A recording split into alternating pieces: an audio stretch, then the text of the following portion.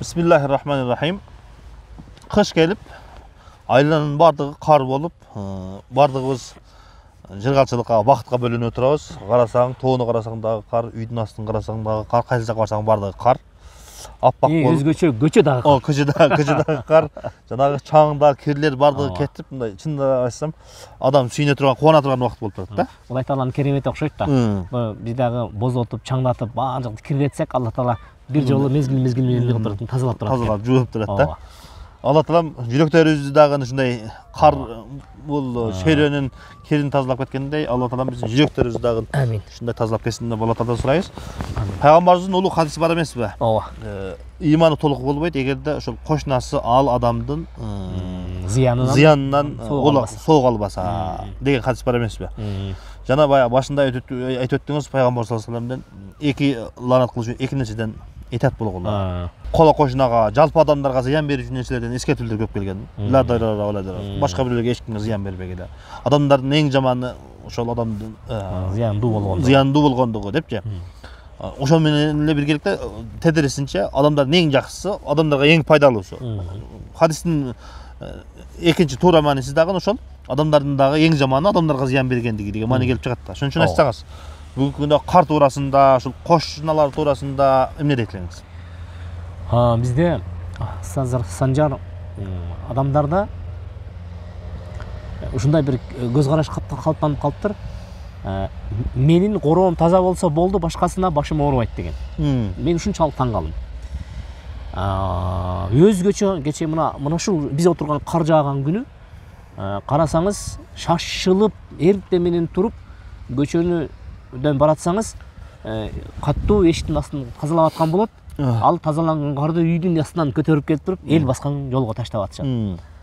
Ушунчалык таң калдым. Бул кандай болгон түшүнүм. Анан бир көрөйүнчү деп, анан соц тармакка ушул тегеректе сөз чыгарсам, адамдар бул эмне болмогулу, бул кар да эрип кетет деген сөздү айтышты. Эмне болуптур, бул көчөгө таштасак эчтеке болбойт деген тайнак келишти. Мен айттым, кантип эчтеке болбойт. Эгерде ошол жолдогу жаткан карды жаап койду, баарыбызга тегиз эле жаады. Анан эми жол таза болсун деп, жолдогу карды көтөрүп барып сен эшигиңе таштасак кандай акыбал алып жүрөйт? Эрип кетсин. Түз маанисинде айтып атам. Эрип кетсин дедик. Су эрип кетет, бул таза дедик. Ошол мезгилде ал не деп чыкмак? Силер эмне үчүн менин эшигимди булганыңар? Эмне үчүн карга толтурдуңар? Эмне менин укугум жок бекен? Мен өзүмдүн чегимди, өз тегерегимди коргошум керек деп өзүнүн укугу жөнүндө, өзүнүн акысы жөнүндө кыйкырып чыгат эле да. Пайгамбар саллаллаху алейхи вассалам сиз жана эскерип өткөн хадистердин биринде ошол наанатка калтырчу эки нерседен өзүңөрдү сактагыла деген жерде келип сурашкан, я Расулалла, эмне алар эмне деген нерсе дегенде, ман тахалла фи туруқун наси ва зиллихим деген. Адамдар баскан жолдорго, анан адамдар көлөкөлөп, калкалап, өзүн мындай аялдамаларда, өзүн сактай турган жерлерде, көлөкөлөй турган, эс ала турган жерлерде, ошол жерде булгап коюп кеткен нерселер, ошол нерсе адамга наалат алып келет деген. Экинчи бир хадисте айтат, кимдеги мусулмандарга зыян бере турган деңгээлде көчөнү булгаган болсо, ага элдин наалаты важип болуп калат деген. Караңыз, мунун нерсени айтайын дегеним, биз ошо эски түшүнүктөн чыксак, мен көчөнү мен эшигимен тазараак болуш керек деп дайыма эске алып жүрүшүм керек да. Мен эшигимдин астындагы жалбырак, менин эшигимдин астындагы бир аз чаң, менин эшигимдин астындагы болгон кар, керек болсо менин үйүмдүн чатырынан топтолгон сууну дагы мен алып барып туруп көчөгө агызып койбошум керек. Жок, мен көчөгө агызсам болот, көчөдө айтайын жасалган аракка. Эч качан көчөгө жайылтып, эл баскан тарапка, машина жүргөн тарапка мен кылбашым керек.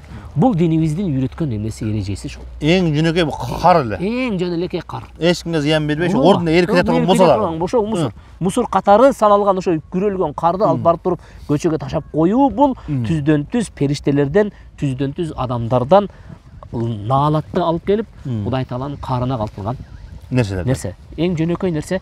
Эми ошондой жөнөкөй нерсе бейишке киргизип коюшу мүмкүн десек мүмкүн.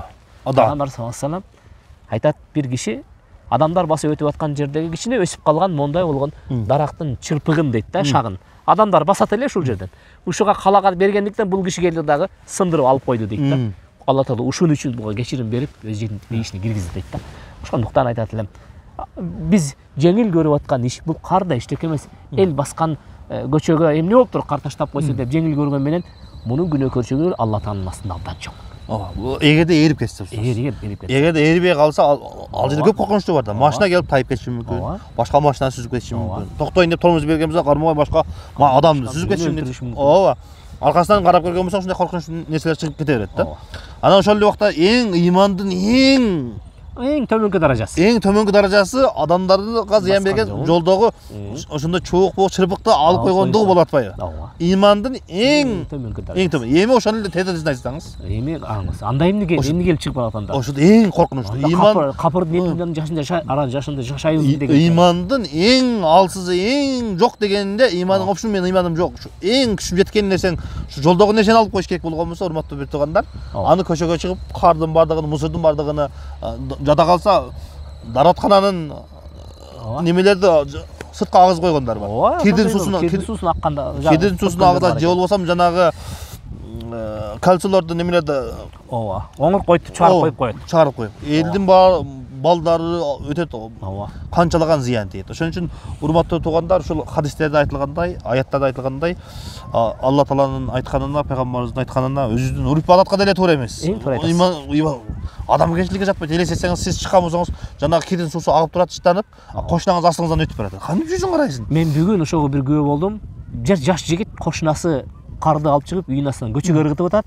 Кошунасы болгон аксакал байкуш айтканга эрки жетпейт. Мушташып кетсе күчү жетпейт. Анан атаң көрүү, мына айванчылык деп коюп байкуш жерди карап отурат. Машинага салды. Бирөөсү 3-чү кошуна машинесине салып ташып кетип атат. А бирок биринчи кошуна эмне кылып атат? Жолго чыгып атат. Көчөгө прямо таштап атат да. Анан айттым, эми ушул жакшы эмес чындап эле. Барып айттым.